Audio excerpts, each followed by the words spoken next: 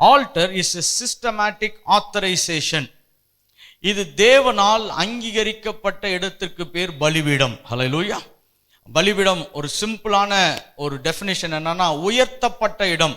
A high place is called an altar, but I will go little far behind that. உயர்த்தப்பட்ட இடம் மட்டுமல்ல, அது தேவனால் அங்கீகரிக்கப்பட்ட இடத்துக்கு பேர் என்னது? பலிபீடம். இட்ஸ் a systematic authorization என்று சொல்லுகிறோம். இல்லாவிட்டால் அதை இப்படி நான் சொல்ல விரும்புகிறேன். It's a place, it's a platform or a system. இது ஒரு இடம், இல்லாவிட்டால் ஒரு தளம், இல்லாவிட்டால் ஒரு அமைப்பு. Altar is a place, a platform or a system. ஒரு இடம், இல்லாவிட்டால் ஒரு தளம், இல்லாவிட்டால் ஒரு அமைப்பு. எதற்கு என்றால் where the spirit realm of God meets the physical realm. தேவனுடைய ஆவிக்குரிய உலகம் பூமிக்குரிய மண்டலத்தை சந்திக்கிற இடத்துக்கு பேர் பலிபீடம். It's a place where the realm of the spirit makes a contact with the physical realm on a legal ground. அப்படி என்றால் தேவனால் அனுமதிக்கப்பட்டு தேவனால் ஏற்றுக்கொள்ளப்பட்ட முறையிலே தேவனுடைய ஆவியானவர், தேவனுடைய ஆவியின் மண்டலம் இந்த பூமியை சந்திப்பது. ஏன் தேவனால் அனுமதிக்கப்பட்ட முறை என்பதை நான் சொல்லுகிறேன் என்று சொன்னால், நாம் பார்த்து கொண்டிருக்கிற எல்லா விக்கிரக ஆராதனைகளும் தேவனால் அனுமதிக்கப்படாத முறைகள். நல்லா புரிஞ்சுக்கோங்க. அதுல தான் பெரிய டிஃபரன்ஸ் இருக்கு.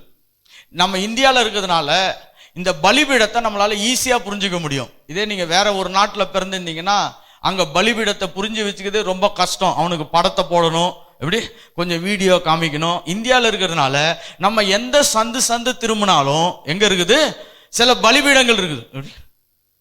ஏன் அதை நான் கரெக்டான ஒரு வேர்ட் சொல்றேன் பாருங்க. It's not when it is not legally authorized by God, then it becomes a false entity or a false deity comes and dwells in that. தேவனால் அங்கீகரிக்கப்படாத காரியங்களிலே ஆவிக்குரிய மண்டலம் பூமியை சந்திக்கும் பொழுது அது அசுத்த ஆவிகளின் கூடாரமாக பலிபீடமாய் அது மாறிவிடுகிறது. அதனால தேவனால் அங்கீகரிக்கப்பட்டு ஒரு ஸ்தலம் தேவனால் ஏற்றுக்கொள்ளப்பட்டு அது தேவனால் அமைப்புக்கு உட்பட்டதாய் மாறும் பொழுது அதை நாம் பலிபீடம் என்று சொல்லுகிறோம். இன்னைக்கு பலிபீடத்தை நான் வேற ஒரு கோணத்திலிருந்து நான் அதை விவரிக்க விரும்புகிறேன். ஏன் இந்த மல்டி டைமென்ஷனலா நான் காமிக்க விரும்புகிறேன்னா, தேவனை நம்ம அவர் செய்யறதை ஒரே ஸ்டேட்மெண்ட்லாம் சொல்லி முடிக்க முடியாது. ஃபர்ஸ்ட் நம்ம when you deal with God, you are deal with a multi-dimensional. You don't know how many millions and billions of dimension is there. நீங்கள் தேவனை விவரிக்கணும்னா அதை ஒரு கோணத்துல மட்டும் என்ன பண்ண முடியாது, விவரிக்க முடியாது. So whenever you deal with the truth, it is multi-dimensional. Hallelujah. நீங்கள் ஒரு சத்தியத்தையும் நீங்க ஒரு கோணத்திலும் பல கோணங்களில் பல ஆயிரக்கணக்கான கோணங்களில் பார்க்கலாம். நான் விசுவாசிக்கிறேன் இதைதான் பரலோகத்தில் போய் நம்ம செய்ய போகிறோம். ஹல்லேலூயா. தேவனை ஒவ்வொரு நிமிடமும் வெவ்வேறு கோணங்களிலே பார்த்து அவரை அனுபவிக்க போகிறோம். So when people say define me simply அப்படின்னு சொன்னா, then you are a shallow Christian. எனக்கு ரொம்ப எளிமையான முறையில் சொல்லுங்கன்னா நீங்கள் மேலோட்டமான கிறிஸ்தவர்கள். ஏன்னா தேவனை பல கோணங்களில் தான் நாம் புரிந்து கொள்ள முடியும். அதே போல அவருடைய செயல்பாடுகளையும் அவருடைய சத்தியங்களையும் ஒரு கோணத்துல நம்மளை கொண்டு என்ன பண்ண முடியாது, கரெக்டா அதை நிலைநிறுத்த முடியாது. அதனால இன்றைக்கு நான் வேறொரு கோணங்களிலிருந்து இதை நான் காண்பிக்க விரும்புகிறேன். Altar are a dedicated and consecrated place. பலிபீடம் என்பது தேவனுக்கென்று பிரித்தெடுக்கப்பட்டும் அர்ப்பணிக்கப்பட்ட இடங்கள். எப்படி? Altar is a place dedicated and consecrated for God. இது தேவனுக்கென்று பிரித்தெடுக்கப்பட்டும் அர்ப்பணிக்கப்பட்டும் ஜீவிக்கிற தேவனுக்கு ஒப்படைக்கப்பட்ட இடம். நல்லா புரிஞ்சுக்கோங்க. Altar is a dedicated consecrated place of worship for the living God. ஜீவிக்கிற தேவனுக்கு. ஓகே, இன்னும் ரொம்ப கிளியரா சொல்லணும்னா for the God of Abraham and Isaac and Israel. எப்படி? ஆபிரகாமுக்கும் ஈசாக்கும் யாக்கோவின் தேவனுக்கும் நாம் பிரித்தெடுக்கப்பட்ட இடத்தை தான் நாம் என்ன சொல்லுகிறோம், பலிபீடம் என்று சொல்லுகிறோம். அதான் நேர்த்தியான பலிபீடம் என்று சொல்லுகிறோம். ஏன்னா பல கோடி தேவர்கள் இந்த பூமியில பேர் மாற்றப்பட்டு செயல்பட்டு கொண்டிருக்கிறது. இப்ப அதுக்கெல்லாம் கூட நிறைய காரியங்கள் கட்டப்பட்டு கொண்டிருக்கிறது. ஓகே, சரி, இன்னொரு விரிவாக்கத்தை சொல்ல விரும்புகிறேன். altars is a meeting place between the spirit being and human beings. Okay, இதுதான் ரொம்ப எனக்கு ரொம்ப புரிஞ்சுக்கிட்ட ஒரு அடையாளம்னு சொல்லுவோம், வார்த்தைன்னு சொல்ல பாருங்க. altars are a meeting place between the human beings and spirit beings. ஏன் பலிபீடங்கள் அங்காங்கு கட்டப்படுகிறது என்று சொன்னால், ஆவிக்குரிய உலகம் இல்லாவிட்டால் ஆவிக்குரிய தன்மையுடைய காரியங்கள் எல்லாம் பூமிக்குரிய நிலைகளை சந்திப்பதற்கு ஒரு இடத்தை ஏற்படுத்துகிறது. நீங்கள் வேதாகமத்திலே வாசிக்கும் பொழுது பாபேல் கோபுரத்தை கட்ட முயற்சி செய்கிறார்கள். ஆனால் தேவனோ அதை என்ன பண்றாரு, அதை தடுத்து போடுகிறார். இப்ப அது நிறைய பேருக்கு என்னன்னா, அது ஏதோ ஒரு ஆர்கிடெக்சர் ப்ராப்ளம்ன்ற மாதிரி சில பேர் பேசிடுவாங்க. ஆனா அது ஆர்கிடெக்சர் ப்ராப்ளம் இல்லை, அது கட்டுமான தொழில்களிலே வந்த பிரச்சனை இல்லை. பாபேல் கோபுரம் ஏன் கட்டப்பட்டது என்று சொன்னால், அந்த காலத்துல தேவர்கள் இறங்கி வருவதற்கு கோபுரங்கள் கட்டப்பட்டது. அதனால்தான் இன்னைக்கு பல அமைப்புகள் கோபுரங்கள் கட்டுறதுல ரொம்ப கவனமா இருக்குது. அது படிக்கட்டு மாதிரி இருக்கும். எங்க இருந்துனா, நீங்க மேல இருந்து பாத்தீங்கன்னா எப்படி கோபுரங்கள் எப்படி இருக்கும், நீங்க ஒரு டாப் வியூ, ஒரு ட்ரோன் வியூ எடுத்து பார்த்தீங்கன்னு வச்சுக்கோங்களேன், இல்லாட்டி ஒரு பேர்ட்ஸ் ஐ வியூ எடுத்து பார்த்தீங்கன்னா, அது ஏன் அப்படி அமைச்சிருக்காங்கன்னா, அது படிக்கட்டுகளாக தேவர்கள் இறங்கி வருவதற்காக கட்டப்படுகிறது. பாபேல் கோபுரம் அதற்காக தான் கட்டினார்கள். இதை பார்த்த உடனே தான் கர்த்தர் சொல்றாரு, இவங்க இதுக்கப்புறம் பெரிய பெரிய பிரச்சனைகளை எல்லாம் பூமியில கொண்டு வருவார்கள். ஏனென்றால் அசுத்த ஆவிகள் இறங்கி வருவதற்கு எல்லா வழிகளையும் வாய்ப்புகளையும் எல்லா வாசல்களையும் என்ன பண்றாங்க, திறந்து விடுகிறார்கள். That's why God came and just closed that project. அப்ப பலிபீடங்கள் என்பது இந்த ஆவிக்குரிய உலகம் பூமிக்குரிய உலகத்தை சந்திப்பதற்காக ஏற்படுத்துகிற இடங்கள். சரி, altars are a gateway. இதைதான் நான் இன்னைக்கு விளக்க விரும்புகிறேன். altars are gateway. பலிபீடங்கள் ஒரு வாசல். ஓகே, இல்லாவிட்டால் வழி. இங்கிலீஷ்ல பாத்தீங்கன்னா இட்ஸ் அ போர்ட் அப்படின்னு சொல்றோம். போர்ட் என்று சொன்னால் ஒன்றை ஒன்று சந்திப்பதற்கு நடுவாக வாய்க்காலாய் அமைவது. அதனாலதான் நமக்கு எல்லாருக்கும் பாஸ்போர்ட், அது தமிழ்ல கடவு சீட்டுன்னு சொல்றோம். அப்படின்னா இந்த இடத்துல இருந்து கடந்து அந்த பக்கம் போகணும்னா நீங்கள் இந்த பக்கமும் என்ன பண்ணணும், சாப்பா வாங்கணும், அந்த பக்கமும் என்ன பண்ணணும், வந்துட்டேன்னு என்ன பண்ணணும், அப்பதான் போர்ட். அதனால தான் நீங்க நம்மளுக்கு சி போர்ட் இருக்குது, ஏர்போர்ட் இருக்குது. அதனால தான் ஏர்போர்ட்னு இருக்குது, வானத்தின் வழியாக கடந்து போகிறது. கேட்வே, அது ஒரு வாசல். altars are a gateway for what? For spirit realm to contact earth. ஆவிக்குரிய உலகம் பூமியை சந்திப்பதற்காய் தெரிந்தெடுக்கப்படுகிற வாசலுக்கு பேர் தான் பலிபீடங்கள். வாசலுக்கு பேர் தான் பலிபீடங்கள். ஏன் இந்த ஆவிக்குரிய உலகம் பூமியை சந்திப்பதற்கு வாசல்களை தெரிந்தெடுக்கிறது என்று சொன்னால், இந்த பூமியை தேவன் படைத்து ஆதாமுகிட்ட பொறுப்பை கொடுத்துட்டாரு. நல்லா புரிஞ்சுக்கணும். ஆதியாகமம் முதல் 3 அதிகாரம் புரியலன்னா பைபிள்ல எந்த சத்தியமுமே சரியா புரியாது. நிறைய பேர் இந்த முதல் 3 அதிகாரத்தை ஒழுங்கா படிக்காம நேரா போய் வெளிப்பாட்டுல உட்காந்துக்கிறாங்க. அதனாலதான் பெரிய பிரச்சனை வருது. குதிரை வருதுன்றான். எப்படி முதல்ல எதுக்கு குதிரை வருதுன்னு முதல்ல கண்டுபிடிச்சு அப்புறம் வரட்டும். ஒருத்தர் என்கிட்ட சொன்னார், பாஸ்டர் குதிரைலாம் வந்துச்சு பாஸ்டர், போட்டோல வந்துச்சு. இப்ப குதிரை நம்ம இங்க இருந்தோம்னா பெரிய பிரச்சனைடா, இன்னும் நம்ம எடுத்துக்கொள்ளவே படல. நீ குதிரை வந்துச்சுன்னா பெரிய பிரச்சனை. குதிரை அங்க வருது இங்க வருது. முதல்ல 3 அதிகாரத்தை படிச்சுக்கோ. அந்த 3 அதிகாரம் என்ன சொல்லுகிறது என்றால், இந்த பூமியிலே தேவன் எதையாவது செய்ய வேண்டும் என்றால் அதற்கு ஒரு மனிதனுடைய உத்தரவாதமும் மனிதனுடைய ஒத்துழைப்பு இல்லாமல் செய்ய முடியாது. ஏன் சபையை தேவன் அதிகமாய் தன்னுடைய சரீரம் என்று சொல்லுகிறார் என்று சொன்னால், இப்ப தலை நிறைய சிந்திக்கலாம், ஆனால் பூமியில் நிறைவேற்றுவதற்கு இந்த சரீரம் தேவைப்படுகிறது. ஹல்லேலூயா. Without an altar of church, the heaven cannot invade. அதனால சபை ஒரு ரொம்ப முக்கியமான இடத்துல இருக்கு. சபை என்றால் நான் கட்டிடங்களை குறித்து பேசவில்லை. சபை என்றால் ஜீவிக்கிற சபையாகிய உங்களையும் என்னையும் குறித்து நான் பேசுகிறேன். உங்களையும் என்னையும் குறித்து நான் பேசுகிறேன். இந்த சபை அப்படினால் தேவனால் பிரித்தெடுக்கப்பட்ட மக்கள் கொடுக்கக்கூடிய அதிகாரத்தில் தான் பரலோகம் பூமியை சந்திக்கக்கூடியதாய் இருக்கிறது. பரலோகம் பூமியை தொடக்கூடியதாய் இருக்கிறது. ஹல்லேலூயா. இல்லாட்டி அது சேராது பாருங்க.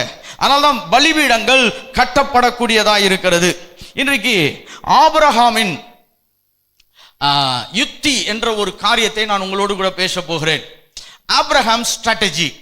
ஆபிரகாம் பலிபீடம் கட்டுறதுல எக்ஸ்பர்ட். ஓகே, லாஸ்ட் டைமே நான் உங்களுக்கு ஆபிரகாம் எங்கெங்கெல்லாம் பலிபீடம் கட்டினான்னு சொல்லி 4 வசனங்களை காண்பித்தேன். ஆதியாகமம் 12ஆம் அதிகாரம் 7ஆம் வசனம் 8ஆம் வசனம். இப்போ நம்மளுக்கு படிக்கிறதுக்கு டைம் இல்லை. ஆதியாகமம் 13ஆம் அதிகாரம் 3ஆம் வசனம் 4ஆம் வசனம். ஆதியாகமம் 13ஆம் அதிகாரம் 18ஆம் வசனம். ஆதியாகமம் 22ஆம் அதிகாரம் 9ஆம் வசனம். இந்த 4 இடத்திலும் ஆபிரகாம் பலிபீடம் கட்டினான். He was continuously building altars. So இன்றைக்கு ஆபிரகாமினுடைய யுக்தி என்ற தலைப்பிலே உங்களோடு கூட பேச விரும்புகிறேன். Whenever there is something to happen in the life of Abraham, you can see he always goes and built an altar. எப்பொழுதெல்லாம் அவனுடைய வாழ்க்கையிலே ஒரு திருப்பமான காரியங்கள் நிறைவேற போகிறதோ இல்லை நிறைவேற வேண்டுமோ அப்பொழுது அவனை பலிபீடத்தை கட்டுகிறவனாய் இருக்கிறான். ஏன்னா அவனுக்கு நல்லா தெரியும் பாருங்க, இந்த பூமிக்குரிய உதவியிலேயே தன் வாழ்க்கையை அவன் நிறைவேற்றி வைக்க முடியாது. He need an heavenly assistance. Hallelujah. ஒரு பரலோகத்தின் தொடர்பும் ஒரு பரலோகத்தின் உதவியும் ஆவிக்குரிய மண்டலத்தினுடைய தொடுகை இல்லாமல் இந்த பூமியிலே எந்த ஒரு காரியத்தையும் நிறைவேற்ற முடியாது என்பதை ஆபிரகாம் சரியாய் புரிந்து கொண்டான். ஆபிரகாம் சரியாய் புரிந்து கொண்டான். அதனால்தான் இவன் பலிபீடம் கட்டுறதுல எக்ஸ்பர்ட். சரி, வாசிக்கலாம். இப்ப 2 வசனங்களை நாம் வாசிக்க போகிறோம். ஆதியாகமம் 12ஆம் அதிகாரம் 7ஆம் வசனம். ஆதியாகமம் 12ஆம் அதிகாரம் 7ஆம் வசனம். இந்த 2 வசனங்களை நான் வாசிக்க விரும்புகிறேன். ஆதியாகமம் 12:7. கர்த்தர் ஆபிரகாமுக்கு தரிசனமாகி உன் சந்ததிக்கு இந்த தேசத்தை கொடுப்பேன் என்றார். அப்பொழுது அவன் தனக்கு தரிசனமான கர்த்தருக்கு அங்கே ஒரு பலிபீடத்தை கட்டினான். ஓகே, இன்னைக்கு எதுக்கு பலிபீடம் கட்டினா என்பதை நான் 2 இந்த வசனங்களின் ஊடாக நான் உங்கள் மத்தியிலே இந்த கருத்தை வைத்து ஜெபிக்க விரும்புகிறேன். இது அநேக நேரம் ஜெபிப்பதற்கான நேரம். ஆனால் தேவ திட்டத்தை புரியாமல் ஜெபிக்க கூடாது. அதுதான் பெரிய பிரச்சனையாயிடுது. அதனால தான் நம்ம எப்பயும் வசனத்தை புரிஞ்சுக்கிட்டு ஜெபிக்கணும். ஹல்லேலூயா. வெறும் ஜெபம் மட்டும் மாற்றத்தை ஏற்படுத்தாது, வெறும் வார்த்தை மட்டும் வார்த்தத்தை ஏற்படுத்தாது. ஏன்னா பல மணி நேரம் செமினார்லாம் நான் கேட்டிருக்கிறேன். ஒரு செமினார் அட்டன் பண்ண பாருங்க 3 நாள். அதுவும் சவுத் ஆப்பிரிக்காலேருந்து ஒரு டீம் வந்தது பாருங்க. நான் எழுதி ஒரு நோட்டே காலி பண்ணிட்டேன். நான் அவ்வளோலாம் எழுதுனதே கிடையாது. ஆனால் அவ்வளோ சொன்னாங்க. வீட்டுக்கு வரும்பொழுது எதுவுமே வேலை செய்கிற மாதிரி தெரியல. ஏன்னா அங்கே வெறும் வார்த்தை தான் இருந்ததே ஒழிய அங்கே தேவனுடைய ஆளுகையும் பிரசன்னமும் உந்துதலும் இல்லாமல் போய்விட்டது. அப்போ நமக்கு 2மே சேர்ந்து கிடைக்கணும் தான் இந்த ஜெப பலிபீடங்களை நாம் ஏற்படுத்துகிறோம். ஹல்லேலூயா. So it is we know the word and we apply the word. இப்ப 2 வசனங்கள் ஊடாக நான் ஒரு கருத்தை உங்கள் மத்தியில வைத்து ஜெபிக்கலாம். ஆதியாகமம் 13ஆம் அதிகாரம். இப்ப ஆதியாகமம் 13ஆம் அதிகாரம் 17ஆம் வசனத்துக்கு வருவோம். Genesis chapter 13 and verse 17. ஆதியாகமம் 13:17 வாசிக்க போகிறேன். நீ எழுந்து தேசத்தின் நீளமும் அகலமும் அம்மட்டும் நடந்து திரு, உனக்கு அதை தருவேன் என்றார். அப்பொழுது ஆபிரகாம் கூடாரத்தை பெயர்த்து கொண்டு போய் எப்ரோனிலிருந்து மம்ரேயின் சமபூமியை சேர்ந்து குடியிருந்து அங்கே கர்த்தருக்கு ஒரு பலிபீடத்தை கட்டினான். ஓகே, அங்கே ஒரு பலிபீடத்தை கட்டினான். இப்போ இங்க பாருங்க, இங்க அகலமும் நீளமும் அகலமும் அம்மட்டும் நடந்து திரிந்து அப்படின்னு சொல்லி தமிழ்ல ரொம்ப செம்மொழியில் எழுதிட்டாங்க. இங்கிலீஷ்ல நான் வாசிக்க விரும்புகிறேன். ஓகே, இங்கிலீஷ்ல வாசிக்கிறேன். Arise, walk through the land in the length of it, in the breadth of it, for I will give it unto thee.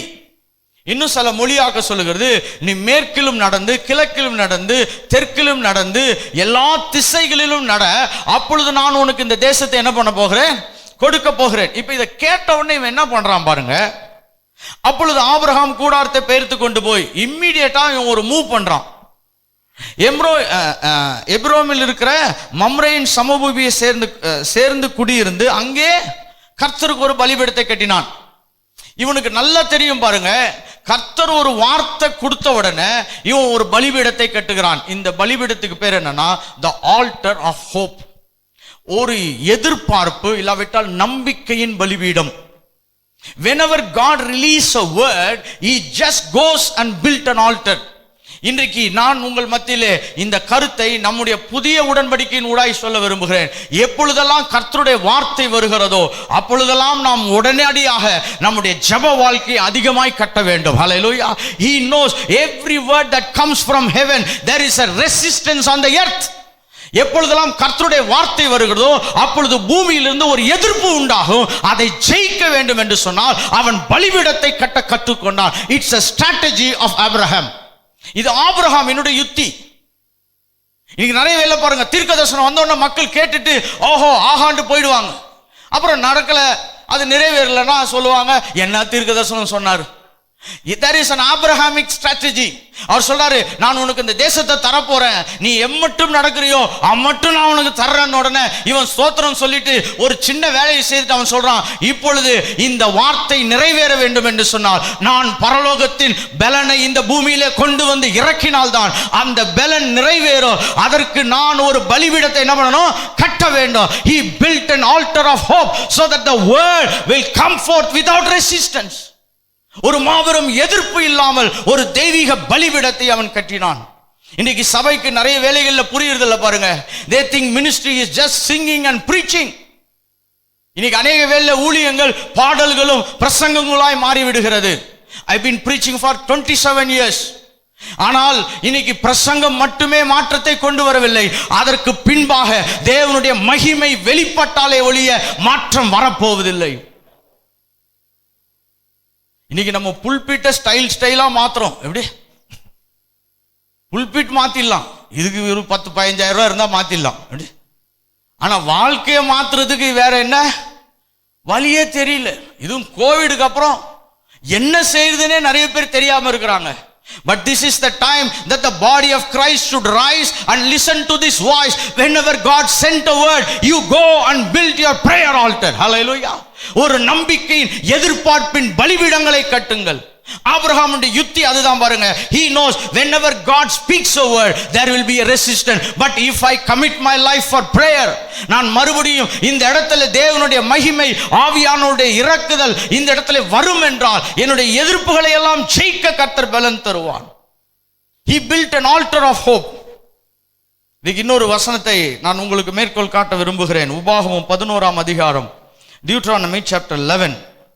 யாராவது ஒருத்தர் இது வாசித்தால் நலமா இருக்கும். உபாகமம் 11ஆம் அதிகாரம் 13ஆம் வசனத்திலிருந்து 17ஆம் வசனம் வரைக்கும். உபாகமம் 11ஆம் அதிகாரம் 13ஆம் வசனத்திலிருந்து 17ஆம் வசனம் வரைக்கும். நீங்கள் உங்கள் தேவனாகிய கர்த்தரிடத்தில் உங்கள் முழு இருதயத்தோடும் உங்கள் முழு ஆத்துமாவோடும் அன்பு கூர்ந்து அவரை சேவிக்கும்படி நான் இன்று உங்களுக்கு கற்பிக்கிற என் கற்பனைகளுக்கு கீழ்ப்படிந்தால் நீ உன் தானியத்தையும் உன் திராட்சரசத்தையும் உன் எண்ணெயையும் சேர்க்கும்படிக்கு நான் ஏற்ற காலத்தில் உங்கள் தேசத்தில் முன்மாரியும் பின்மாரியும் பெய்ய பண்ணி மிருக ஜீவன்களுக்காக உங்கள் வெளிகளிலே உள்முளைக்கும்படி செய்வேன், நீ சாப்பிட்டு திருப்தி அடைவாய் என்பார். பாருங்க, இங்க ஒரு முக்கியமான ஒரு காரியத்தை தேவன் அவர்களுக்கு புரிய வைக்கிறார். நீங்கள் 13ஆம் வசனம் வாசித்தீங்கன்னா அவர் சொல்றாரு, உன் தேவனாகிய கர்த்தரிடத்தில் முழு இருதயத்தோடும் உன் முழு ஆத்துமாவோடும் கரெக்டா அன்பு கூர்ந்து அவரை சேவிக்கும்படி. When you start serving God with all your heart, with all your strength. இங்கே இந்த இருதயம் என்பது ஒரு பலிபீடத்தின் அடையாளமாய் பேசப்படுகிறது. The heart is a place which can be synchronized as an altar. உன் இருதயம் தேவனுக்கு ஏற்றதாக தேவன் விரும்பினதாய் மாறும் பொழுது இங்க அடுத்தது என்ன நடக்கிறது என்று சொன்னால், பரலோகம் திறந்து தன் வேலையை நிறைவேற்ற ஆரம்பிக்கும் என்று சொல்லுகிறார். Altars, we call it as altars can open heavens. பரலோகத்தை இந்த பலிபீடங்கள் திறக்க முடியும். கரெக்டா? Our hearts are an altar.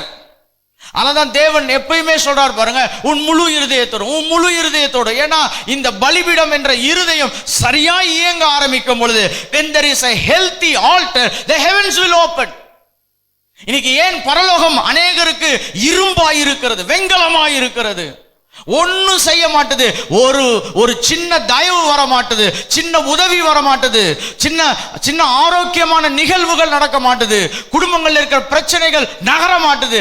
ஏன் என்று சொன்னால் வானம் அவர்களுக்கு மூடப்பட்டு இருக்கிறது. The heavens are closed. Many people say demons are fighting. I tell you, many times it is not demon, it is a closed heaven. அனைவரும் நம்ம சொல்றோம் கடவுள் எனக்கு எதுவும் செய்ய மாட்டார், பிசாசு போராடுறோம். பிசாசுலாம் போராடல. உன் பலிபீடம் சரியாய் செப்பனிடப்பட்டு உன் இருதயமாகிய பலிபீடம் அது நேர்த்தியாய் இயங்காததுனால பரலோகம் எதையும் செய்ய முடியாமல் அது அமைதியாய் காத்து கொண்டிருக்கிறது. இன்றைக்கு சபையே சரியாய் கேளுங்கள், உங்களுடைய இருதயம் சரியாக்கப்படும் என்று சொன்னால் பரலோகம் தன் வேலையை சரியாய் நிறைவேற்றும். It is the heart, the altar of heart is a problem. ஆபிரகாமுக்கு, கர்த்தருக்கும் ஆபிரகாமுக்கும் ஒரு பெரிய இணைப்பு எப்படின்னா அவனுடைய இருதயம் தேவன் மீது இருந்துச்சு. His heart is on the Lord. முழு இருதயத்தோடு தேவனை சேவித்தான். பாருங்க, அவனுக்கு ஒரு பெரிய டெஸ்ட் வைக்கிறார், பெரிய ஒரு டெஸ்ட் வைக்கிறார். உன் பிள்ளைய என்கிட்ட குடுன்றார். இன்னைக்கு நம்ம கிட்ட கேட்டாருன்னு வச்சுக்கோங்களேன், அப்பாலே போ சாத்தானே, கரெக்டா, குதிங்காலை தொடர்ந்து வருகிற பிசாசே, எப்படி எல்லாம் சொல்லி அவரை அனுப்பிச்சு வச்சிருவோம். அதெல்லாம் கேட்க மாட்டாருங்க. இப்போ என்ன சொல்றாங்கன்னா மக்கள், இயேசு தன் பிதா தன்னுடைய ஒரே பேரான குமாரன் நம்மகிட்ட எதையுமே கேட்க மாட்டார். நான் சொல்றேன் பாருங்க, நம்ம பிள்ளையை கேட்க மாட்டார். அதுக்காக கர்த்தருக்கு ஸ்தோத்திரம், ஏன்னா அவர் பிள்ளையை கொடுத்துட்டாரு. ஹல்லேலூயா. ஆனா நம்ம இருதயத்தை கர்த்தர் கேட்பார்.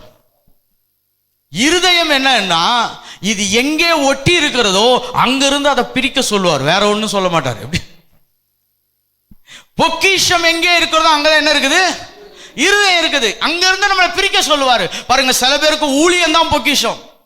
I am standing in the pulpit, the altar, and telling, for many people the ministry is the treasure, but I tell you that's a wrong positioning. It is God who should be our treasure. Hallelujah. இன்னைக்கு நம் தேவன் தான் நம்முடைய பொக்கிஷமா இருக்க வேண்டும். இன்னைக்கு சில வேளை ஊழியம் இருக்கும், சில வேளை இல்லாம போயிடும். கரெக்டா? சில வேளை யாராவது எடுத்துன்னு போயிடுவாங்க. நீங்க எங்க ஊருக்கு போறப்ப இருக்கிற ஆள்லாம் கூட்டு போயிடுவாங்க. நீங்க நிறைய பேர் நினைக்கிறாங்க ஊழியம் தாங்க. ஒருத்தர் சொன்னார், ஊழியத்தை மட்டும் கர்த்தர் என்கிட்ட எடுக்க மாட்டாரு. இப்படி நீங்க நினைச்சீங்கன்னா அதை தான் ஃபர்ஸ்ட் கேட்பாரு. ஏன்னா அவருக்கு தேவை என்னன்னா உன்னுடைய இருதயம். Many times our hearts are fixed on something. நீங்க மட்டும் கர்த்தர்ட்ட சொல்றாரா 6 மாசம் நீ பிரசங்கம் பண்ணாம இருந்தா எத்தனை பேரால இருக்க முடியும்? ஆனா நான் சொல்றேன் பாருங்க, வேதாகமத்தின் வரலாற்றின் அடிப்படையில் நான் படிச்சிருக்கிறேன். நிறைய பேர் கர்த்தர் சத்தத்தை கேட்டு அமைதியா இருந்தாங்க. கர்த்தர் அவங்க தேவையெல்லாம் சந்திச்சிருக்கிறார். Because it is the matter of heart. The heart of the matter is heart. நான் ஒரு பிரசங்கம் ரொம்ப நாள் முன்னாடி பண்ணியிருக்கிறேன். அது இங்கிலீஷ்ல நல்லா வரும். The heart of the matter is heart. தேவன்கிட்ட முக்கியமானது என்னன்னா நம்முடைய இருதயம் தான்.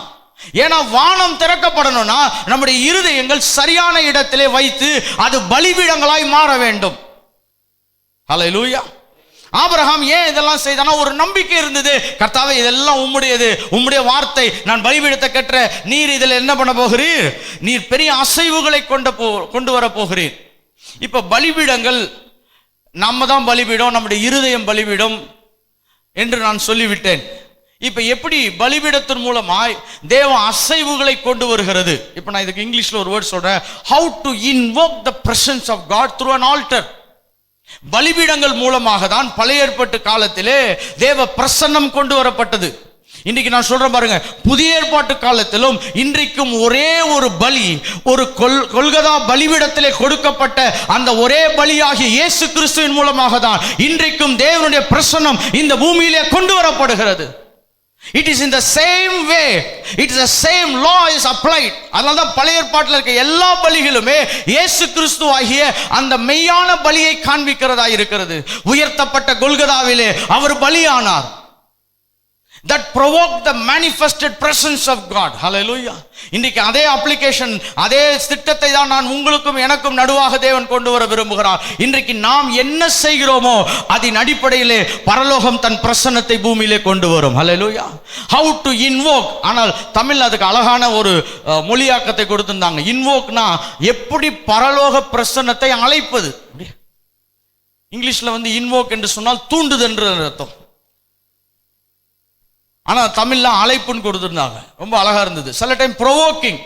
அப்படின்னா இன்னைக்கு பலிபீடங்கள்லாம் கட்டுறோம், எப்படின்னா கர்த்தருக்கு நம்ம கொடுக்குறோம் பாருங்க, நம்மளே ஒரு பலிபீடமா மாறுறோம். ஹல்லேலூயா. ஊழியத்தை ஸ்டார்ட் பண்றோம், ஒரு பலிபீட அமைப்பை ஏற்படுத்துகிறோம், ஒரு இடத்தை ஏற்படுத்துகிறோம். ஆனா இந்த பலிபீடங்கள் சரியான வேலையை செய்ய முடியவில்லை. ஏன் செய்ய முடியலன்னா, அதை சரியாக நாம் இயக்காத பொழுது, அப்படி என்றால் அதை நேர்த்தியான முறையில் இயக்கலனா தேவ பிரசன்னத்தை கொண்டு வர முடியாது. 1 ராஜாக்கள் 18ஆம் அதிகாரம் 30ஆம் வசனத்தை வாசிக்கலாம். 1 ராஜாக்கள் 18ஆம் அதிகாரம் 30ஆம் வசனம். இது எலியா செய்த வேலையை நமக்கு ஞாபகப்படுத்தக்கூடியதாக இருக்கிறது. எலியா ஒரு பெரிய காரியத்தை மலையில செய்கிறாரு. வாசிக்கலாம். 1 ராஜாக்கள் 18ஆம் அதிகாரம் 30ஆம் வசனம். அப்பொழுது எலியா சகல ஜனங்களையும் நோக்கி என் கிட்டே வாருங்கள் என்றான். சகல ஜனங்களும் அவன் கிட்டே வந்த பொழுது தகர்க்கப்பட்ட கர்த்தருடைய பலிபீடத்தை அவன் செப்பனிட்டு போதும். அப்ப தேவ பிரசன்னத்தை கொண்டு வரணும்னா பாருங்க, ஓல்ட் டெஸ்டமெண்ட்ல இந்த பலிபீடங்கள் மேல அக்கினி எரிந்து கொண்டே இருந்துச்சு. பலிபீடத்தின் மேல என்ன எரிந்து கொண்டிருந்தது? அக்கினி எரிந்து கொண்டே இருந்துச்சு. இங்க ஒரு அக்கினியை எலியா வானத்திலிருந்து கொண்டு வர விரும்புகிறான். இப்ப இது வந்து ஒரு பெரிய டைனமிக்ஸ், இதை கரெக்டா புரிஞ்சுக்கோங்க. நீங்க வானத்திலிருந்து மலையை கொண்டு வர முடியும், வானத்திலிருந்து என்ன பண்ண முடியும்? அதுதான் சில அரபு நாடுகளில் என்ன பண்ணுறாங்க, ஹெலிகாப்டரில் போய் மருந்து தூவி என்ன பண்ணுறாங்க, ஆனால் நெருப்பை கொண்டு வரவே முடியாது. ஓல்ட் டெஸ்டமெண்ட்டில் நீங்கள் ஃபயர் வரணும்னா அது பரலோக உதவி இல்லாமல் வரவே முடியாது. The fire cannot come from heaven without any interventions of the spirit realm. பரலோக ஆவிக்குரிய உதவி இல்லாமல் மலையை கூட நீங்க என்ன பண்ணலாம், ஏதாவது மருந்து இருந்து போட்டு ஏதாவது பண்ணி கொண்டு வந்துடலாம். ஆனா அக்கினியை மட்டும் என்ன பண்ண முடியாது, கொண்டு வரவே முடியாது.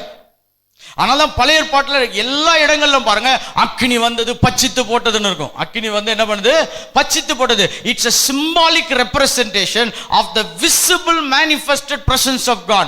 அக்கினி என்பது பழைய ஏற்பாட்டிலே வெளிப்படுத்தப்பட்ட தேவ பிரசன்னத்தின் அடையாளம். அதனால்தான் பலிகளிலே அக்கினி எப்பொழுதுமே இறங்கி அது எரிந்து கொண்டிருக்க வேண்டும். சபை புரிந்து கொள்ளுதல்ல, சபைக்கு இப்ப பரலோகத்திலிருந்து தேவ பிரசனம் இறங்க வேண்டும். அன்றைக்கு பரலோகத்துல அது பழைய ஏற்பாட்டில் அக்கினியாய் வெளிப்பட்டது. இன்றைக்கு நம்ம மத்தியிலே நமக்குள்ளாக ஆவியானவர் இறங்கி அக்கினியாய் வெளிப்பட்டு கொண்டிருக்கிறான். It is the fire of the holy spirit. அப்ப எலியா சொல்றான், வாங்க இப்ப பலிபீடத்தை என்ன பண்ணுவோம், கொஞ்சம் ரெடி பண்ணுவோம். ஏன்னா சரியில்லாத பலிபீடங்களிலே அக்கினி இறங்காது. நல்லா சொல்லுங்க, சரியில்லாத பலிபீடங்களிலே அக்கினி இறங்காது. இது எலியாவுக்கு நல்லா தெரியும். நீங்க நம்ம நினைச்சிருவோம் கர்த்தர் எப்படி வேணாலும் வருவாரு, எப்ப வேணாலும் வருவார். இல்ல இல்ல, சரியான பலிபீடங்களில் தான் கர்த்தர் இறங்குவார். எல்லாரும் சொல்லுங்க, சரியான பலிபீடங்களில் தான் கர்த்தர் இறங்குவார். அன்னைக்குன்னா தேவ பிரசன்னத்தை சொல்றோம் பாருங்க, நிறைய இடங்கள்ல கர்த்தரே இறங்குறது இல்லை. அப்ப வேற என்ன பிரதர் இறங்குதுன்னா, நான் ஏற்கனவே இந்த டீச்சிங் நைட் டைம்ல ஒரு வாட்டி பண்ணியிருக்கிறேன். நைட் பிரேயருக்கு வந்தவங்களுக்கு தெரியும், பரிச்சயமான ஆவிகள். It's called familiar spirits. It's not God. தேவன் இறங்கினால் என்ன நடக்கும்னு இன்னொரு நாள் பேசலாம். ஆனா தேவ பிரசன்னத்தை எப்படி கொண்டு வர்றதுன்னா, பலிபீடங்கள் சரியாய் கட்டினாதான் பலிபீடம் தேவ பிரசன்னம் இறங்கும். இன்னைக்கு பலிபீடம் கட்டுறதுக்கு என்ன செய்யப்பட வேண்டும் என்பதை நான் சற்று உங்களோடு கூட நான் சொல்ல விரும்புகிறேன்.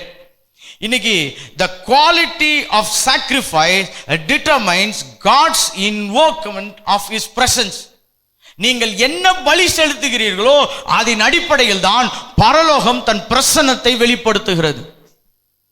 It is the quality of sacrifice that determines the presence being manifested on altar. இன்னைக்கு நிறைய பேர் சர்ச்சு கட்டிட்டோம், பில்டிங் கட்டிட்டோம், பலிபீடம் கட்டிட்டோம். ஆனால் என்ன தகன பலிகளை நீங்கள் செலுத்துகிறீர்களோ, நேர்த்தியான தகன பலிகளின் மூலமாக தான் தேவனுடைய பிரசன்னம் பூமியிலே இறங்கும். இப்ப நேர்த்தியான தகன பலினா என்ன பாஸ்டர்? கர்த்தர் என்ன கேட்கிறாரோ அதை கொடுக்கணும். பக்கத்துல பார்த்து சொல்லுங்க, நேர்த்தியான தகன பலினா கர்த்தர் என்ன கேட்கிறாரோ அதை கொடுக்கணும். கொஞ்ச நேரத்துக்கு முன்னாடி அருமையா ஆனந்த் சொன்னார், அதை எதை கொடுக்கணும்னு சொன்னாரோ அதை தான் கொடுக்கணும் பாருங்க. நீங்க இஷ்டத்துக்கு கொண்டு போய் கொடுத்தீங்கன்னா எதையுமே கர்த்தர் என்ன பண்ண மாட்டாரு, ஏத்துக்க மாட்டார். இதுதான் காயின் ஆபேலுக்கு ஆதி முதல் நடக்கிற பிரச்சனை. எப்படி நீங்க என்ன கொடுத்தாலும் கர்த்தர் கேட்க மாட்டாரு, எடுத்துக்க மாட்டாரு. அவர் என்ன கேட்கிறாரோ அதை கொடுப்பதற்கு பேர் தான் பலி. Sacrifice is something that you leave unto God what he wants, not what you like to give. இன்னைக்கு நிறைய பேர் பலிகளை எப்படி கொண்டு வந்தாங்கன்னா, எனக்கு வசதியா இருக்கு பதர் அதனால இந்த டைம்ல ஜெபம் பண்ண போறேன், எனக்கு ஈஸியா இருக்கு பதர் அதனால நான் இதை செய்றேன். இல்ல பலி என்றால் அவர் என்ன கேட்கிறாரோ அதை நாம் கொடுப்பதன் மூலமா நம்முடைய பலிபீடங்களை நாம் set பண்ணிடுகிறோம். We build and we correct the altar by the way we give what he wants. இன்னைக்கு அநேக இருதயங்கள் தேவன் விரும்புகிறதை கொடுக்கிறது இல்லை. அதனால்தான் இன்னைக்கு தேவ பிரசன்னம் இறங்குறது இல்லை. It's a clarion call for the body of Christ. நான் சொல்றேன், இங்க பண்ற பிரசங்கம் உங்களுக்கு மட்டும் இல்ல. யார பாஸ்டர் சொல்லின்னு இருக்காருன்னா, நான் முழு தேசத்துக்கும் உலகளாவிய திருச்சபைக்கு சொல்லுகிறேன். ஏன் தேவ பிரசன்னம் இறங்க முடியவில்லை என்று சொன்னால், நேர்த்தியான பலிபீடங்கள் கட்டப்படவில்லை. ஆபிரகாம்கிட்ட ஒன்ன கேட்டாரு, ஹல்லேலூயா. எல்லார்கிட்டே அதை கேட்கல. நல்லா புரிஞ்சுங்க, every time there is a sacrifice, it is pointed to an individual. ஒவ்வொருத்தையும் கர்த்தர் ஒவ்வொன்றை கேட்கிறார். ஹல்லேலூயா. ஒருத்தன் வரான், நான் என்ன செய்வேன், அவர் சொன்னார் போய் எல்லாத்தையும் வித்துட்டு வான்னாரு. எப்படி இது அவங்கிட்ட மட்டும் தான் கேட்டார். எப்படி எல்லார்கிட்டயும் அதை போறவன்ட்ட எல்லாம் கேட்கல, எல்லாத்தையும் வித்துட்டு வரியா, எல்லாத்தையும் வித்துட்டு வரியான்னு. எப்படி நல்லா புரிஞ்சுவாங்க. பலி என்றால் அவர் நம்மிடத்தில் என்ன கேட்கிறாரோ அதை நேர்த்தியாய் செய்வது. இது எலியாவுக்கு சரியாய் தெரியும். எதை செய்தால் தேவ பிரசன்னம் வரும் என்பதை அவன் கற்று வைத்துக் கொண்டிருந்தான். Elijah came to know and grieve, understand. அதனால அவங்க பேர் தீர்க்கதரிசிகள். தீர்க்கதரிசினா என்னன்னா, நீ நல்லா இருப்ப, அந்த பக்கம் ஒரு கருப்பா ஒண்ணு போயிச்சு, நான் வெள்ளையா ஒண்ணு அனுப்புறேன் பாருன்னு சொல்றவன் தீர்க்கதரிசி கிடையாது. He knows the heart of God. தேவன் எப்படி வேலை செய்கிறார், என்ன வேலை செய்கிறார், எப்படி இதை நகர்த்த விரும்புகிறார் என்பதை தெளிவான படத்தை உடையவன் பேர் தான் தீர்க்கதரிசி. இன்னைக்கு நம்ம தீர்க்க தரிசன வரத்தையும் தீர்க்க தரிசியும் போட்டு பயங்கரமா குழப்பிட்டோம். தீர்க்க தரிசனம் யார் வேணாலும் சொல்லலாம், ஆவியானவர் அவன் மேல வந்தா. ஹல்லேலூயா. வேதத்தில் படிக்கும் பொழுது தாவீதை கொல்றதுக்கு சவுல் போறான், தெரியுமா உங்களுக்கு? அவன் மேல ஆவி வந்துச்சு, கொஞ்ச நேரம் தீர்க்க தரிசனம் சொல்லிட்டு இருந்தான்னு. ரொம்ப வித்தியாசமான இன்சிடென்ட். அவன் என்ன தீர்க்க தரிசனம் சொல்லியிருப்பான்னு நான் நினைச்சு பார்த்தேன். தாவீதை கொல்ல வந்தது தப்பு தான், தாவீதை கொல்ல வந்தது தப்பு தான் சொல்லிட்டே இருந்திருப்பான். அதான் அந்த ஆவி இறங்கிச்சு பாருங்க. எப்படி ஏன்னா ஆவியானவர் இறங்குறாரு, அவர் சொல்லுவார் தாவீதை கொல்ல வந்தது தப்பு தான், தாவீதை கொல்ல வந்தது தப்பு தான் சொல்லின்னு இருந்திருப்பான். சவுல் சாமுவேல் சொல்லியிருப்பான், கரெக்டா சொன்ன, நீ வீட்டுக்கு போ. அப்படி தீர்க்க தரிசன ஆவி யார் மேலேயும் வந்து வேலை செய்கிறார். ஆனால் தீர்க்கதரிசி என்பவன் தேவன் எப்படி வேலை செய்கிறார் என்ற படத்தை உடையவன். இங்க இருக்கிற ஒவ்வொருவரையும் தேவன் தீர்க்கதரிசிகளாய் மாற்றி தேவ திட்டத்தை நிறைவேற்ற உங்கள் ஊழியத்தை அப்படி மாற்றுவார் என்று விசுவாசிக்கிறேன். இங்க பாருங்க, எலியா சொல்றான், வாங்க இதை கட்டுவோம். So there are things that provokes the presence of God. நீங்க தேவ பிரசன்னத்தெல்லாம் சும்மாலாம் கொண்டு வர முடியாது. சில பேர் சொல்லுவாங்க, நான் 2 பாட்டு பாடுறேன், நீ பாடு, யாரும் ஒன்றும் தப்புன்னு சொல்லல, ஆனா பிரசன்னம்லாம் வராது. many people think நான் பாடினா வராதா? வரவே வராது.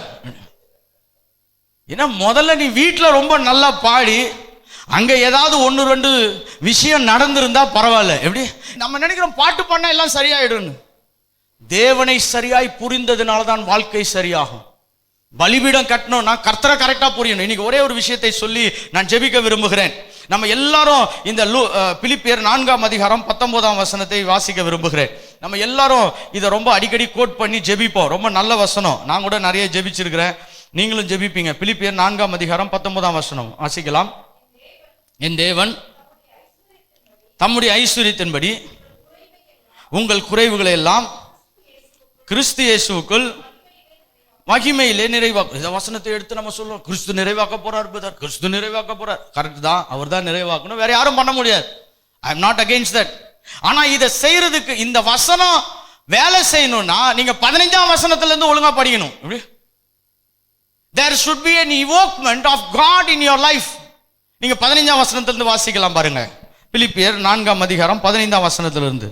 மேலும் பிலிப்பியரே, சுவிசேஷத்தின் ஆரம்பத்திலே நான் மக்கதோனியாவில் இருந்து புறப்பட்ட பொழுது கொடுக்கல் வாங்கல் காரியத்தில் நீங்கள் மாத்திரமே எனக்கு உடன்பட்டதை அல்லாமல் வேறொரு சபை உடன்படவில்லை. எப்படி? இப்ப இவங்க என்ன செய்தாங்களோ அதன் அடிப்படையில் தான் தேவன் இவர்கள் தேவைகளை எல்லாம் சந்திக்க போகிறார். You want to evoke the presence of God in your finances, there should be a sacrificial giving. இன்னைக்கு நிறைய பேர் பலிபீடத்தில் எதையும் வைக்கிறது இல்லை, ஆனா பிரசன்னம் மட்டும் இறங்கிடணும். பலிபீடத்தில் நேரத்தை வைக்கிறது இல்லை, காணிக்கை வைக்கிறது இல்லை. நிறைய பேர் நினைச்சிட்டாங்க காணிக்கைலாம் பாவம், கர்த்தர் ஏதோ கஷ்டப்படுறாரு, இல்லை ஊழியக்காரன் ரொம்ப நிறைய பேர் ஊழியக்காரன் கஷ்டப்படுறான்னு காணி கொடுத்தீங்கன்னு வச்சுக்கோங்களேன், கர்த்தர் பாப்பாரு, விட்றா நீ கொடுக்கலட போற, நான் எங்க இருந்தாவது கொடுப்பேன்னு கொடுத்துருவார். ஆனா இந்த கொடுக்காம இருக்கிறான் பாருங்க, அவன் வாழ்க்கை ஃபுல்லா கஷ்டப்படுவான். ஆமா, நிறைய சர்ச்சு பிலீவருக்கு ஒரு வியாதி இருக்குது. இது நீங்க வெளியே போய் எங்கேயும் சொல்லி மாட்டி கொடுத்துறாது. பாஸ்டர் கஷ்டப்படும் பொழுது இவன் ரொம்ப சந்தோஷமா இருப்பான். கஷ்டப்பட்டு ஊழியம் செய்யறாரு. பாஸ்டர் என்ன பண்றாரு? கஷ்டப்பட்டு அவருக்கு கொஞ்சம் வசதி ஆயிட்டாருன்னு வச்சுக்கோங்களேன், அவரு ரொம்ப பணம் வந்துச்சுங்க, அவரு தியாகம் செய்தார், இங்க பணம் வருது. இப்ப நல்லா புரிஞ்சுக்கோங்க, there is a sacrifice this man has done, that's why there is Philippians 4:19 working in his life. நிறைய ஊழியக்காரங்க, நீங்க ஒரு பிசினஸ் மேன் கூட பாருங்க, அவர் 10 வருஷம் கழிச்சு பெரிய பெரிய கார்லாம் வாங்கி பெரிய பங்களாலாம் வாங்கி அப்புறம் நல்ல வசதியா வாழும் பொழுது நிறைய பேர் சொல்லுவாங்க, இவனுக்கு என்னப்பா வாழ்வு வந்துச்சு. 10 வருஷத்துக்கு முன்னாடி அவன் அநேக காரியங்களை பலிகளாய் தன் வாழ்க்கையில கொடுத்தான், தூங்காம வேலை செய்தான், இரவும் பகலும் வேலை செய்தான், அநேக உபத்திரவங்களை தாண்டினான். நான் சொல்லுகிறேன், இந்த பூமிக்குரிய கோட்பாடை இப்படி வேலை செய்தால் பரலோகம் இதை தாண்டி ஒரு மாபெரும் திட்டத்தை வைத்திருக்கிறது. நீ மக்கதோனியா சபையில் இருக்கிற நீ தேவனுடைய திட்டத்துக்காக என்ன கொடுத்தாயோ அதன் அடிப்படையில் தான் பரலோகம் இப்பொழுது இயங்க ஆரம்பிக்கும். சும்மா நம்ம பூசி மொழிகிட்டுலாம் போயிட்டு இருந்தோம்னு வச்சுக்கோங்க, கர்த்தரும் தேவையெல்லாம் சந்திப்பார். நிறைய பேரை சந்திக்கவே மாட்டார். நானும் ஜோம் பண்ணி பார்த்தேன். ஒரு நாள் கர்த்தர்ட்ட கேட்டேன், எதுவுமே செய்ய மாட்டேறிய, இது ஏன் பிரச்சனை, நீ விட்டுருன்ட்டார். அன்னையிலேருந்து பல பேருக்கு ஜெபத்தை ஆஃப் பண்ணிட்டேன். நம்ம நினைக்கிறோம் என் ஜெபத்தில் அப்படி எல்லாத்தையும் இல்ல, இவன் எதையோ ஒன்றை சரியாக பலிபீடத்தை செப்பனிட்டு அதை சரியான பலி வைக்காத பொழுது பரலோகம் இயங்க முடியாது, பரலோகம் அடைக்கப்பட்டு இருக்கிறது. இன்னைக்கு ஜெப பலிபீடத்தின் மூலமாக தேவன் நமக்கு ஒரு உணர்வுள்ள இருதயத்தை கொடுப்பாராக. நாம் மறுபடியும் பலிபீடத்திலே தேவன் விரும்புகிறதை வைக்க ஆரம்பியுங்கள். ஹல்லேலூயா. உங்களுடைய காணிக்கைகளை வையுங்கள், நேரத்தை வையுங்கள், உங்கள் பலனை வையுங்கள், உங்களுடைய ஆத்மாவை தேவனுக்காக வையுங்கள். It is through the quality of, இந்த ஒரு ஸ்டேட்மெண்ட்டை சொல்லி நம்ம ஜெபத்துக்குள்ள போலாம் பாருங்க. The quality of our sacrifice determines the descending of fire. The quality of our sacrifice determines the descending of fire. நாம் என்ன பலிகளை பலிபீடத்தில் வைக்கிறோமோ அதன் அடிப்படையில் தான் பரலோகத்திலிருந்து அக்கினி இறங்குகிறது. நாம் எல்லாம் எழுந்து நிற்போம். இன்றைக்கு தேவன் நம்மிடத்தில் என்ன கேட்கிறாரோ அதை கொடுக்க நம்ம இருதயத்தை ஆயத்தப்படுத்துவோம். தேவன் நம்மை பலப்படுத்த விரும்புகிறார். ஓ ரபா ஹலபோ ஷதரபா. கொஞ்ச நேரம் என் கூட ஒரு 5 நிமிடங்கள் என்னோடு கூட நல்ல செபிக்க விரும்புகிறேன். ஓ ஹல்லேலூயா. நான் இன்றைக்கு தேவனுடைய திட்டத்தை உங்களுக்கு வெளிப்படுத்தி இருக்கிறேன். நம்மால எல்லாவற்றையும் நிறைவேற்ற முடியாது, ஆனால் தேவனுடைய பலிபீடங்களை நாம் சரியாய் கட்டி அதிலே சரியான பலிகளை வைப்போம் என்று சொன்னால் பரலோகம் தன்னுடைய வேலையை நிறைவேற்றும். It will bring forth its fire. Hallelujah. தன் அக்கினியை கொண்டு வரும். அக்கினி எதற்கு அடையாளம் என்று சொன்னால், இது என்னுடையது, இவன் என்னுடையவன், இந்த திட்டம் என்னுடையது, இதை நான் அங்கீகரிக்கிறேன், இதன் மேல் என் ஆளுகை இருக்கும், இதன் மேல் என்னுடைய சுவாசம் இருக்கும், இதன் மேல் என்னுடைய அசைவாடுதல் இருக்கும், இதன் மேல் என்னுடைய எல்லா விதமான பலன்களும் இறங்கி எல்லா எதிர்ப்புகளையும் நிர்மூலமாக்கும். The approval of God. The only thing that we need on this earth is the fire from God. இந்த பூமியில இருந்து நமக்கு ஒரே ஒரு தேவை, தேவனுடைய அக்கினி, தேவனுடைய அங்கீகாரம், தேவனுடைய வல்லமை, தேவனுடைய அங்கீகாரம் இருந்தால் போதும், எல்லாவற்றையும் தேவன் சரி செய்வார். இன்னைக்கு ஏன் இன்னைக்கு அக்கினி ஏறங்க மாட்டேதுன்னா நம்ம சரியான பலிகளை நாம் கர்த்தருக்கு கொடுக்கவில்லை, சரியான பலிபீடங்களை கட்ட கொடுக்கவில்லை. இன்னைக்கு ஒரு சில நிமிடங்கள் அப்படியே நான் உங்களை தேவ ஜெபத்துக்குள்ளாய் நடத்த விரும்புகிறேன். கர்த்தாவே, உமக்கு பிரியமில்லாத எதையாவது ஒன்றை, நீர் அனுமதிக்காத எதையாவது ஒன்றை நான் செய்து கொண்டிருந்தால் இன்றைக்கு என் வாழ்க்கையை நான் மறுபடியும் உம்முடைய சமூகத்திலே வைக்க விரும்புகிறேன் அப்பா. நான் சொல்றேன், உங்க பலிகள் தான் பரலோகத்திலிருந்து அக்கினிகளை நிர்ணயிக்க போகிறது. உங்கள் பலிகள் தான் பரலோகத்திலிருந்து அக்கினிகளை நிர்ணயிக்க போகிறது. இது கத்துறதோ கூப்பர் பாடுறதல்ல, உன் முழு இருதயத்தோடு, Lord it is only that I need you Father.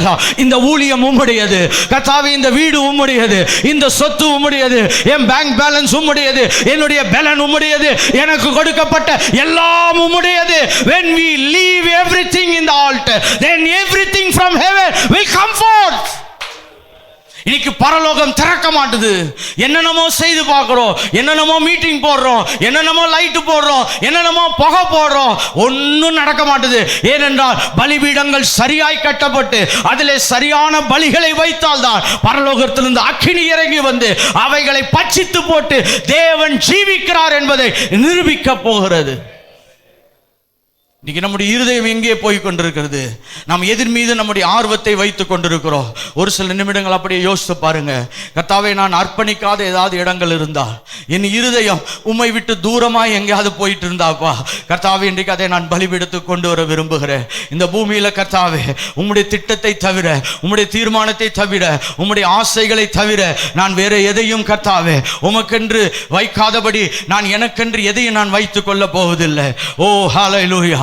அப்படியே வானத்துக்கு நேராக இரண்டு கரங்களை உயர்த்தி ஒரு சில நிமிடங்கள், கர்த்தாவே நீர் கேட்கிறதை நான் கொடுக்க எனக்கு பலன் தாங்கப்பா. கர்த்தாவே, நீ நேரத்தை கேட்டால் நான் அதை கொடுக்க விரும்புகிறேன். எல்லா வாய்களை திறந்து சொல்லுங்க, கர்த்தாவே நீர் என்ன நேரத்தில் என்ன சந்திக்க வர சொல்றீரோ அந்த நேரத்தில் நான் வர ஆயத்தமாக இருக்கிறேன். அது 3 மணியா இருந்தாலும் வருவேன், அது 2 மணியா இருந்தாலும் வருவேன். கர்த்தாவே, ஒவ்வொரு நாட்களிலும் நீர் எந்த நேரத்தில் என்னை சந்திக்க வர சொல்லுகிறீரோ அதை உமக்கு நான் வைக்கிறேன். நீர் என்னிடத்தில் எந்த அளவு காணிக்கை கொடுக்க சொல்லுகிறீரோ அதை நான் கொடுக்க விரும்புகிறேன். என்னுடைய ராஜ்யத்துக்கு என்று இதை செய் என்று எதை சொல்லுகிறீரோ அதை நான் செய்வதற்கு என்னை நானே மறுபடியும் அர்ப்பணிக்கிறேன்.